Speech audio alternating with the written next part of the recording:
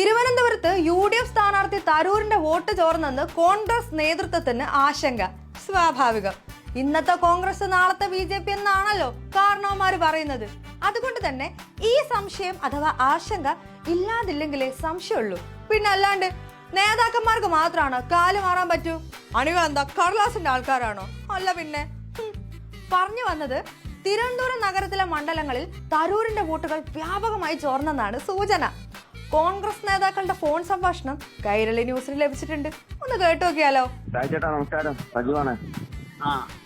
ഓ നിനക്ക് ഈ അന്നേ ദിവസം ഇലക്ഷൻ അന്നേ ദിവസേ ഈ ബൂത്ത് കൈകാര്യം ചെയ്തോണ്ടിരുന്നില്ലേ, നമ്മുടെ ബൂത്ത് ഇന്നേജന്റായിട്ട് ഇരിക്കാൻ പറ്റുമോ നിങ്ങൾക്ക്? ഞാൻ ബൂത്തിൽ ഇറങ്ങാതെ ഞാൻ എങ്ങനെ ഇരിക്കുന്ന ബൂത്തിൽ വെറുതെ ഇരുന്നാൽ മതിയോ? ഇപ്പൊ തൽക്കാലം വെറുതെ ഇരുന്നാൽ മതി, കാരണം വെരിഫൈ ചെയ്ത ബുക്കുണ്ട്. ആര് വെരിഫൈ ചെയ്തവർക്കല്ലേ അറിയാവോ? അല്ല എനിക്ക് എന്തെങ്കിലും അറിയാം. വെരിഫൈ ചെയ്യാൻ ആരും പോയില്ല, കാരണം പറഞ്ഞ പോയിട്ടില്ല. പിന്നെ നിങ്ങൾ ആ പാർട്ടിയെ പറ്റിക്കുകയല്ലേ ചെയ്യണത്? എന്ത് ചെയ്യാൻ പറ്റും, അവിടെ ഏൽപ്പിച്ച ആൾക്കാരെ ഞാൻ പറഞ്ഞു തരണ്ടല്ലോ ആരൊക്കെയാണെന്ന്. നിങ്ങൾ തുറന്ന് പറയണമായിരുന്നു, കമ്മിറ്റി പറഞ്ഞ് നമ്മൾ ആരെയും കമ്മിറ്റി ചെയ്യണമായിരുന്നു. ഞാൻ നമ്മുടെ ബ്ലോക്ക് പ്രസിഡന്റ് പാർട്ടിയുടെ സുനിച്ചേട്ടനോട് കൊടുക്കാം. ഈ കൊടുത്തിട്ട് ഇനി ഇലക്ഷൻ കഴിഞ്ഞിട്ട് കൊടുത്താൽ മതി. ഞാൻ പറഞ്ഞത് കേട്ട് ഒരാളായിട്ട് വെറുതെ ഇരിക്കാന്നുള്ളതിൽ കഴിഞ്ഞ് വേറെ ഒന്നുമില്ല. കാരണം നിങ്ങൾ ഒരു ദിവസമെങ്കിലും ഈ ലിസ്റ്റ് കണ്ടെങ്കിൽ നിങ്ങൾ ധൈര്യമായിട്ടിരിക്കും. അപ്പൊ നിങ്ങൾ എല്ലാവരും കൂടെ ഈ പാർട്ടിയെ പറ്റിക്കുകയാണെന്നാണ് ഇതിനർത്ഥം. കാര്യം നിങ്ങൾ കഴിഞ്ഞില്ലെങ്കിൽ അത് തുറന്ന് പറഞ്ഞിട്ട് അതെ അതാണ്.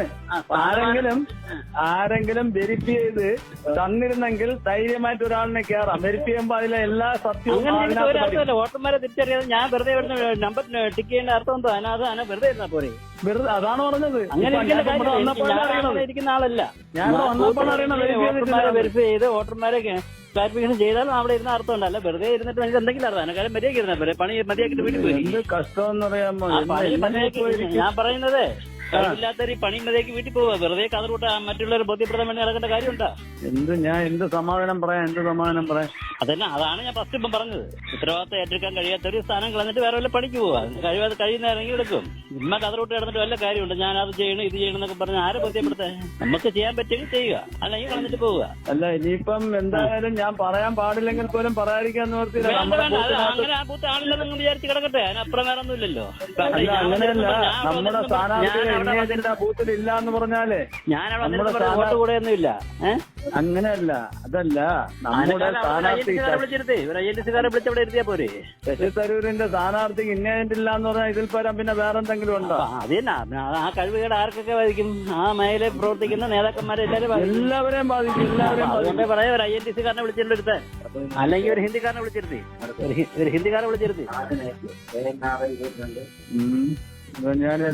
എനിക്കതിന് വേറെ ഒന്നും പറയാല്ല. നിങ്ങൾ ഇങ്ങനെ പറയുമ്പോഴത്തേക്ക് എനിക്ക് പറ്റൂല. ഞാൻ വെറുതെ അങ്ങനെ ഒന്നും കാര്യമൊന്നുമില്ല. കാര്യം മനസ്സിലായില്ലേ? തിരുവനന്തപുരത്ത് 274 ബൂത്തുകളിൽ കോൺഗ്രസിന് ഇന്നേജന്റുമാരില്ല. ഹോ, ഇത്ര അധമതിച്ചു പോയോ കോൺഗ്രസ്സുകാര്? വീണ്ടും പറയട്ടെ, ഇനിയും ശക്തി ചോരാത്ത കോൺഗ്രസിന്റെ ഏതൊക്കെയോ ശക്തി കേന്ദ്രങ്ങളിൽ കോൺഗ്രസ് വോട്ടുകൾ പോൾ ചെയ്തത് പോലുമില്ല. ഹോ, എന്തൊരു ആത്മാർത്ഥതയാണ് നമ്മുടെ നാട്ടിലെ കോൺഗ്രസ്സുകാർക്ക്. ഇനിയും കാലം മാറാത്ത കോൺഗ്രസ് നേതാവ് മറ്റൊരു കോൺഗ്രസ് നേതാവിനോട് പ്ലീസ് ഒന്ന് ബൂത്തിലിരിക്കോ. ആ പാവം ചേട്ടൻ വേറൊരു ടോണിൽ ഇന്നേജന്റിനായി അഭ്യർത്ഥിക്കുകയാണ്. സുഹൃത്തുക്കളെ, അഭ്യർത്ഥിക്കുകയാണ്. അതിന്റെ ഇടയ്ക്ക് വോട്ടേഴ്സ് ലിസ്റ്റ് വെരിഫിക്കേഷൻ നടത്തിയില്ല എന്ന് വിളിച്ച നേതാവ് നല്ല ഭേഷായിട്ട് മെഴുകുന്നുണ്ട്. പറ്റിപ്പോയി ചേട്ടാ, പ്ലീസ് എന്നോട് ക്ഷമിക്കണം എന്നൊക്കെ പറഞ്ഞിട്ട്. ഇതര സംസ്ഥാന തൊഴിലാളി ഇന്നേജന്റ് ആക്കാൻ നിർദ്ദേശമുണ്ട്. ഏത് ചേട്ടാ? പിന്നല്ലേ ആടെ പണിക്കിരുന്ന മറ്റേ ഹിന്ദിക്കാരല്ലേ, ഓനെ ബൂത്തിലിരുത്തിയ കുഴപ്പമുണ്ടോ എന്ന്. എങ്ങനെ ഇരിക്കണ്?